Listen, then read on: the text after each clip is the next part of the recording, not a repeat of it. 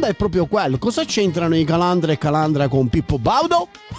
Se volete scoprirlo, vi dovete sintonizzare su Rai 1 domenica 22 febbraio alle ore 23:20.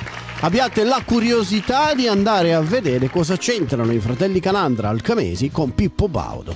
Ma qualcuno, diciamo, che è un po' più così sveglio, no? Perché gli altri sono addormentati, perché magari ci fa più attenzione, e magari può associare il fatto che comunque Pippo Baudo ha creato la TV moderna, ha scoperto tanti artisti, ha cambiato il Festival di Sanremo.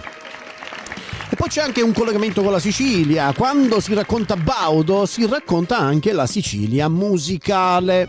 Anticipazione questa, però senza fare spoiler, in quanto in questo racconto in questo docufilm di Leonardo Metalli c'è anche una presenza siciliana, diciamo una presenza musicale siciliana.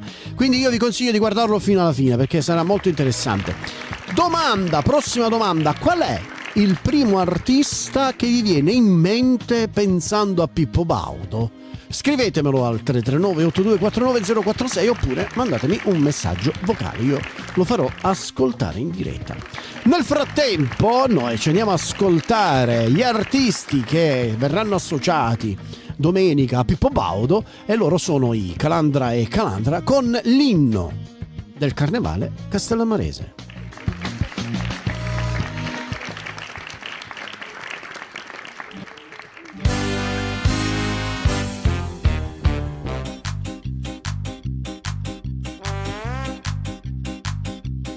Durante l'anno ci sono giorni che non si dorme e a casa non si torna.